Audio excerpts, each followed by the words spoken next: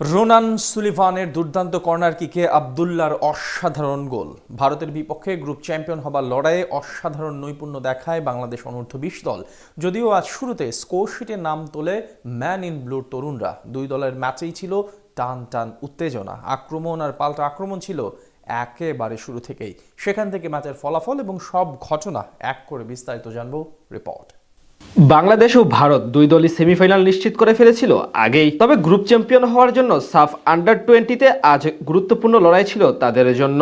আক্রমণ ও পাল্টা আক্রমণে শুরু থেকে উত্তাপ ছিল ম্যাচের দ্বিতীয় মিনিটে ডি বক্সের ভিতরে জটলা থেকে বল পান রোনান সুলিভান, কিন্তু তার শট প্রতিপক্ষ এক ডিফেন্ডারের শরীরে লেগে প্রতিহত হয়। খানিক পরে ভারতের গোলকিপার সুরাজ সিং এর দৃঢ়তায় একটুর জন্য গোল পায়নি বাংলাদেশ। প্রথম 10 মিনিটে পিছিয়ে থাকলেও এরপর ধীরে ধীরে গুছানো ফুটবল খেলতে থাকে ভারত। 17তম মিনিটে কর্নার কিক পায় তারা। সেখানে বানানো বল হেড নিয়ে বল জালে জড়ান বিশাল ইয়াদব এবং এগিয়ে যায় ভারত অনূর্ধ্ব-20 দল। সেখান থেকে সমতায় ফিরতে মরিয়া হয়ে পড়ে বাংলাদেশ। খানিক পরে বাংলাদেশও একবার কর্নার কিক পায়, কিন্তু তেমন কাজে লাগাতে পারেনি। 39 মিনিটে হঠাৎ অসুস্থ হয়ে পড়েন আশিকুর রহমান, তাকে পাল্টে মাঠে নামানো হয় মোহাম্মদ আব্দুলকে। 43তম মিনিটে কর্নার কিকে একবার সুযোগ পায় বাংলাদেশ, কিন্তু অধিনায়ক মিঠু চৌধুরীর শট চলে যায় গোলপোস্টের উপর দিয়ে। বিপরীতে অতিরিক্ত সময়ে ডান প্রান্ত দিয়ে একবার আক্রমণে ওঠার চেষ্টা করে ভারত, কিন্তু ডিফেন্ডারদের দৃঢ়তায় আর পেরে ওঠেনি তারা। অতিরিক্ত সময়ের 50 মিনিটে ঘটে বিতর্কিত এক ঘটনা।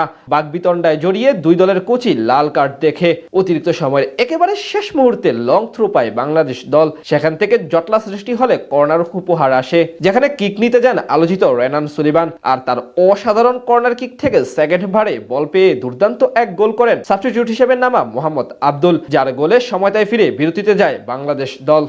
বিরতি থেকে ফিরে শুরুতেই আক্রমণে ওঠে ভারত অনূর্ধ্ব-20 দল। ডান প্রান্ত থেকে নেওয়া কর্নার কিকে খালি জায়গায় বল পেলেও সেখানে কাজে লাগাতে পারেনি ভারত অনূর্ধ্ব-20 দলের এক ফুটবলার। খানিক পরে বাংলাদেশও পাল্টা আক্রমণ করার চেষ্টা করে, কিন্তু ছন্ন ছাড়া মিডফিল্ডারদের জন্য পেরে ওঠেনি। দ্বিতীয়ার্ধে দুই দলই গোল করার চেষ্টা করলেও ছিল অগোছালো অ্যাপ্রোচ। কেউই তেমন ভাবে বল নিজেদের পায়ে রাখতে পারেনি। এক প্রান্ত থেকে অন্য প্রান্ত এভাবেই খেলা চলছিল।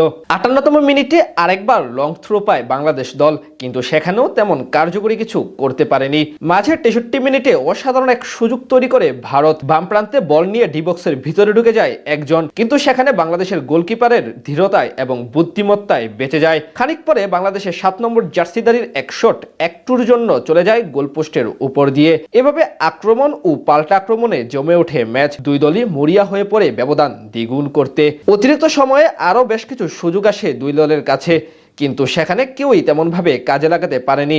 শেষ পর্যন্ত নির্ধারিত সময়ের খেলা শেষ হলে 1-1 গোলের সমতায় নিয়ে মাঠ ছাড়ে বাংলাদেশ ও ভারত দল। তবে দুই দলের মাঝে আজ ছিল বেশ হাড্ডাহাড্ডি লড়াই।